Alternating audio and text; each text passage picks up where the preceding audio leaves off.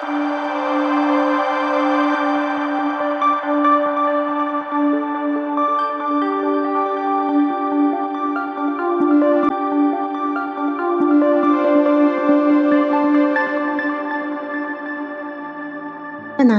മഹത്വമുണ്ടായിരിക്കട്ടെ. വലിയ നോമ്പിന്റെ 48-ാം ദിവസമായ ഇന്ന് ലോകമെമ്പാടുമുള്ള ക്രിസ്തീയ സമൂഹം ദുഃഖവെള്ളിയായി കൊണ്ടാടുന്നു. ഇന്നത്തെ ദിവസം നാം ഒരുമിച്ച് ധ്യാനിക്കുന്ന വേദഭാഗം വിശുദ്ധ യോഹന്നാൻ എഴുതിയ സുവിശേഷം 19-ാം അധ്യായം 17 മുതൽ 22 വരെയുള്ള വാക്യങ്ങൾ ആകുന്നു. 17-ാമത്തെ വാക്യം: അവർ യേശുവിനെ കയ്യേറ്റു. അവൻ താൻ തന്നെ ക്രൂശിനെ ചുമന്നുകൊണ്ട് എബ്രായ ഭാഷയിൽ ഗൊൽഗോത്ത എന്ന പേരുള്ള തലയോടിടം എന്ന സ്ഥലത്തേക്ക് പോയി. ഈ വേദഭാഗത്ത് യേശു കർത്താവിന്റെ ക്രൂശുമരണത്തെ കുറിച്ചാണ് പ്രതിപാദിക്കുന്നത്. ഈ ഭാഗത്തു നിന്നുള്ള ഒന്നാമത്തെ ചിന്ത ക്രൂശ് സ്വയം ശൂന്യമാക്കുന്നതിന്റെ അടയാളം. ക്രൂശ് സ്വയം ശൂന്യമാക്കുന്നതിന്റെ അടയാളം. പിതാവായ ദൈവം ലോകത്തിന്റെ വീണ്ടെടുപ്പിനായി പുത്രനായ ക്രിസ്തുവിനെ ഈ ലോകത്തിലേക്ക് അയച്ചു. പിതാവ് തന്നിൽ ഏൽപ്പിച്ചിരിക്കുന്ന ദൗത്യത്തിന്റെ പൂർത്തീകരണം ആയിരുന്നു ക്രൂശുമരണം. ലോകത്തെ ന്യായം വിധിക്കുന്നവൻ ലോകത്തിന്റെ ന്യായവിധിക്ക് മുമ്പിൽ മൗനം പാലിച്ച് അനുസരിച്ചു നിന്നു. ശിക്ഷാവിധികൾ സ്വയം ഏറ്റുവാങ്ങി. അന്ന് വരെയും ഗൊൽഗോത്ത മലയിൽ ക്രൂശ് ചുമന്നു പോയിട്ടുണ്ടായിരുന്നത് കള്ളന്മാരും കൊലപാതകികളും ആയിരുന്നു. ഇവർക്കുള്ള വധശിക്ഷയായിരുന്നു ക്രൂശുമരണം. പഴയ നിയമത്തിൽ അപമാനത്തിന്റെയും നിന്ദയുടെയും ശാപത്തിന്റെയും പ്രതീകമായിട്ടാണ് ക്രൂശിനെ കണ്ടിരുന്നത്. റോമ പൗരന്മാരെ ഇത്തരത്തിൽ ക്രൂശുമരണത്തിന് വിധേയരാക്കിയിരുന്നില്ല. 17-ാമത്തെ വാക്യത്തിൽ യേശു തന്നെയാണ് ക്രൂശ് വഹിച്ചത് എന്ന് കാണുന്നു. മറ്റു സുവിശേഷങ്ങളിൽ കുറേനക്കാരനായ ശീമോൻ യേശുവിന്റെ കൂടെ ക്രൂശ് ചുമന്നു എന്ന് കാണുന്നുണ്ട്.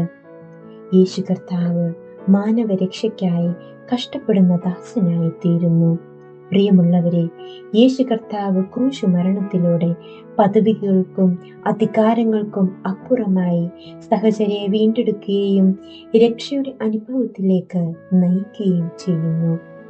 ആർദ്രമായ ഭാവത്തോടെ ദയാശൂന്യനായ മനുഷ്യരെ മാറോട് ചേർത്തു നമ്മുടെ പാപഭാരം സ്വയം വഹിച്ചു. ക്രിസ്തു വിശ്വാസികളായ നാം ഓരോരുത്തരും സ്വയം വെറുമയായി ഈ ലോകത്തിലേക്ക് വന്ന യേശു കർത്താവിന്റെ നിദാനമായ ദൈവസ്നേഹത്തിന്റെ അംശികളായി അഴലേറുന്ന മനസ്സുകൾക്ക് ആശ്വാസമായി പ്രത്യാശയുടെ ജീവിതം പകർന്നു കൊടുക്കുവാൻ നമുക്ക് സാധ്യമായി തീരണം. രണ്ടാമത്തെ ചിന്ത ക്രൂശ് സമഗ്രമായ വ്യക്തിത്വത്തിന്റെ അടയാളം. ക്രൂശ് സമഗ്രമായ വ്യക്തിത്വത്തിന്റെ അടയാളം. 19-20 വാക്യങ്ങളിൽ പീലാത്തോസ് ഒരു മേലെഴുത്ത് എഴുതി ക്രൂശിന്മേൽ പതിപ്പിച്ചു. അതിൽ നസ്രയനായ യേശു യഹൂദന്മാരുടെ രാജാവ് എന്ന് എഴുതിയിരുന്നു. അത് എബ്രായ, റോമ, യവന ഭാഷകളിൽ എഴുതിയിരുന്നത്. സർവ്വലോകത്തിന്റെയും രാജാവായ ക്രിസ്തു എന്നർത്ഥമാണ് ഈ വചനങ്ങളിലൂടെ നമുക്ക് മനസ്സിലാക്കുവാൻ സാധിക്കുന്നത്. പീലാത്തോസിന്റെ ഈ പ്രവൃത്തിയെ യഹൂദന്മാരുടെ പുരോഹിതന്മാർ വന്ന് തിരുത്തുവാൻ ശ്രമിക്കുന്നുണ്ട്. എന്നാൽ പീലാത്തോസ് പറയുന്നു, ഞാൻ എഴുതിയത് എഴുതി. ദൈവഹിതം മാറ്റമില്ലാത്തതും അടിസ്ഥാനമുള്ളതും ആണ്. ലോകപ്രകാരം ആരെല്ലാം തിരുത്തുവാൻ ശ്രമിച്ചാലും സാധ്യമായി തീരുകയില്ല. ന്യായാധിപ സംഘത്തിന്റെ മുമ്പിൽ നിന്ന യേശുവിനോട് പീലാത്തോസ്, നീ യഹൂദന്മാരുടെ രാജാവാണോ എന്ന് ചോദിക്കുമ്പോൾ യേശു അത് സമ്മതിക്കുന്നുണ്ട്. എന്നാൽ ഈ സ്വത്വ വെളിപ്പെടുത്തലിനെ ന്യായപ്രമാണത്തിന്റെ ലംഘനമാക്കി തീർക്കുകയാണ് യഹൂദന്മാർ.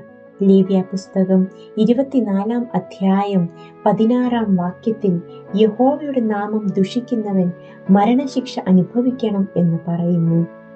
യേശുവിന്റെ സ്വത്വത്തെ ലോകത്തിനു മുമ്പിൽ വെളിപ്പെടുത്തിയപ്പോൾ യേശു കർത്താവിന് ക്രൂശുമരണം ഏൽക്കേണ്ടി വന്നു.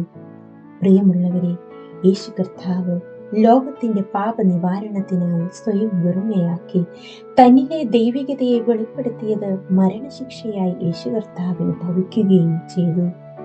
മനുഷ്യന്റെ മാനുഷിക സ്വത്വത്തെ മറന്ന് പൈശാചിക സ്വരൂപത്തിലായി ലോകത്തെ രൂപപ്പെടുത്തുന്ന ഇന്നത്തെ സമൂഹത്തിന് യേശു കർത്താവിന്റെ സുവിശേഷം വെളിച്ചം പകരുന്നതാണ്.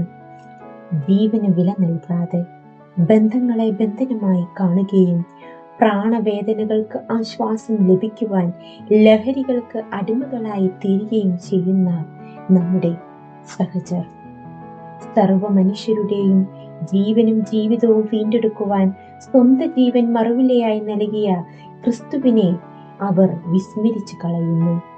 ദൈവപുത്രനായ യേശു കർത്താവ് ലോകത്തിൽ മനുഷ്യപുത്രനായി ജനിച്ച് ഏറ്റവും എളിമപ്പെട്ട് ദുഃഖിക്കുന്നവർക്ക് ആശ്വാസവും രോഗികൾക്ക് സൗഖ്യവും പാപികളെ വീണ്ടെടുക്കുവാൻ മനുഷ്യന്റെ മുമ്പിൽ സ്വയം നിന്നതിനായി മുഷ്ടികൾ കൊണ്ട് അടി കിട്ടിയപ്പോഴും ചാട്ടവാറുകൾ കൊണ്ടുള്ള അടിയിൽ മാംസങ്ങൾ ചിന്നിച്ചിതറിയപ്പോഴും മുൾക്കിരീടം ധരിച്ചപ്പോഴും 3 ആണിമേൽ ക്രൂശിൽ കിടന്നപ്പോഴും ഏറ്റ വേദന എനിക്ക് വേണ്ടിയായിരുന്നു, നമുക്ക് വേണ്ടിയായിരുന്നു.